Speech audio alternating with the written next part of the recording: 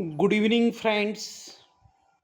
नेहमीप्रमाणे आज देखील इंग्रजी बोलण्याच्या दृष्टीने एक अतिशय सुंदर नाविन्यपूर्ण व्हिडिओ आणि कॉन्सेप्ट घेऊन आलेलो आहे. वरती आपल्याला दिसत आहे चव्हाण टीचिंग पॅटर्न. उजव्या बाजूला सर्कलमध्ये मी लिहिलेलं आहे लर्न. लर्न म्हणजे शिका. शिकल्यानंतर काय करा? प्रॅक्टिस म्हणजे सराव करा. एकदा शिकलात, प्रॅक्टिस केली तर सक्सेस म्हणजे इंग्रजी बोलण्यामध्ये तुम्ही यशस्वी होणार. आजचा आपला टॉपिक व कॉन्सेप्ट आहे S plus was plus verb plus V4 plus O. S म्हणजे सब्जेक्ट, वाक्यातील कर्ता. या सब्जेक्ट नंतर वॉज येईल. मग वॉज केव्हा येईल? जर वाक्याची सुरुवात आय, ही, शी, इट आणि एकवचनी कर्त्याने झाली असेल तेव्हा वॉज येईल. मग वर केव्हा येईल? आता बरेच लोक याला वेअर म्हणतात. हा वेअर नाही, हा वर आहे. WERE वर. मग वर केव्हा वापरतात? यू, वी, दे आणि अनेकवचनी कर्त्यासोबत. आता V4 म्हणजे काय? V4 म्हणजे व्हर्बचं मुख्य क्रियापदाचं चौथं रूप. मग हे चौथं रूप कसं ओळखायचं? की ज्या क्रियापदाला ING असेल, जसं read reading, speak speaking, write writing, म्हणजे ज्या मुख्य क्रियापदाला ING प्रत्यय असतो त्याला मुख्य क्रियापदाचं चौथं रूप म्हणतात, म्हणजे V4 म्हणतात. आणि ओ म्हणजे ऑब्जेक्ट. तर या पॅटर्ननुसार, या फॉर्म्युल्यानुसार आपण आजची वाक्य बनवणार आहोत. मग ही वाक्य नेमकी कशी असतात? मी गावाला जात होतो. होतो. मी गावाला जात होतो. मी जेवण करत होतो. होतो. जेवण करत होतो. ते मला मदत करत होते. होते. ते सर्वजण व्यासपीठावर नाचत होते. होते. नाचत होते.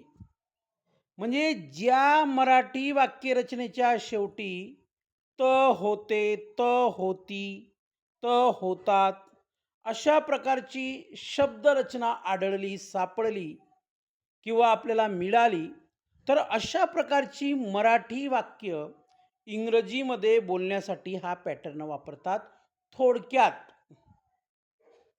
इंग्रजी व्याकरणामध्ये टेन्सेसच्या दृष्टीने अपूर्ण भूतकाळाची वाक्य असतात. ही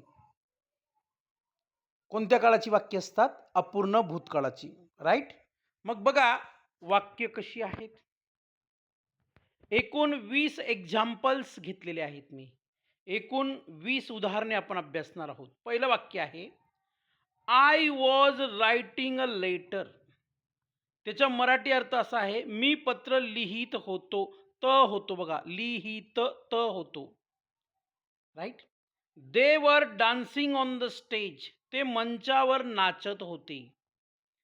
he was reading a book. तो पुस्तक वाचत होता. मग आता या 20 वाक्यांमध्ये लाल अक्षरामध्ये दिलेले शब्द कधी तुम्हाला वॉज लक्षात येईल, कधी वर लक्षात येईल. मग मी ऑलरेडी आपल्याला एक्सप्लेन केलेलं आहे की वॉज केव्हा वापरतात आणि वर केव्हा वापरतात. त्यामुळे गोंधळून जाऊ नका. पुन्हा तिसरं वाक्य वाचत आहे.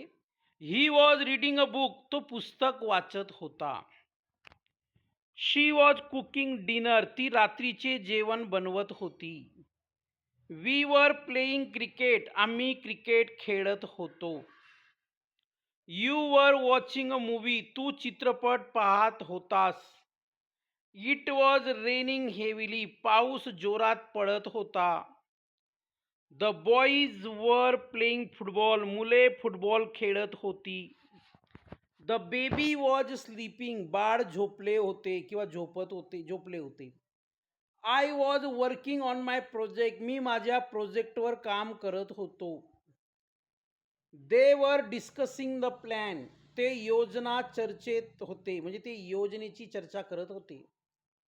शी वॉज क्लिनिंग द रूम. ती खोली साफ करत होती. We were visiting for the bus. आम्ही बसची वाट पाहत होतो. You were helping your friend. तू तुझ्या मित्राला मदत करत होतास. It was getting dark. अंधार होत होता. The girls were singing a song. मुली गाणे गात होत्या. I was thinking about you. मी तुझ्याबद्दल विचार करत होतो. दे वर सेलिब्रेटिंग द फेस्टिवल. ते सण साजरा करत होते. He was fixing the bicycle. तो सायकल दुरुस्त करत होता. जवळजवळ 20 वाक्य आहेत. ही 20ची 20 वाक्य subject plus was verb plus V4 plus O याच्यावर आधारित आहेत.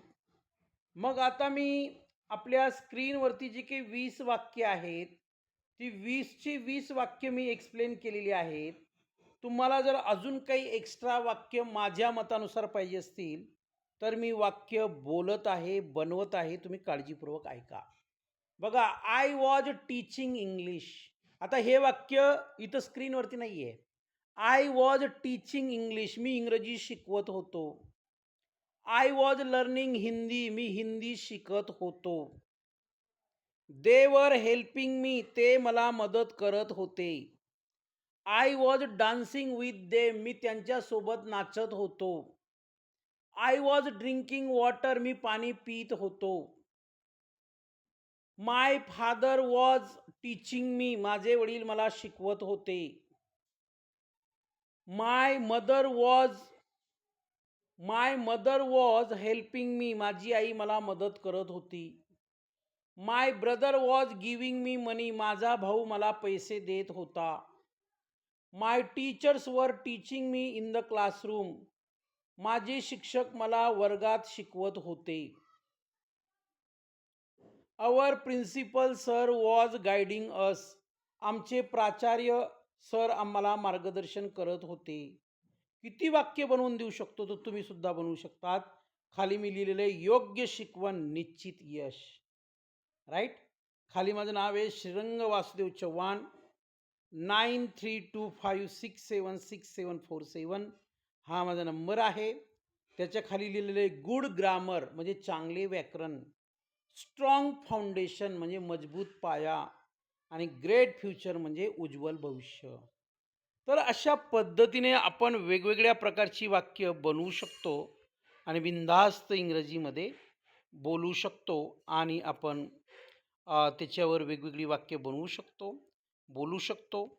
याचा मला मनस्वी आनंद आहे. आपल्याला हा व्हिडिओ आवडला असेल त्याबद्दल थँक्यू व्हेरी मच.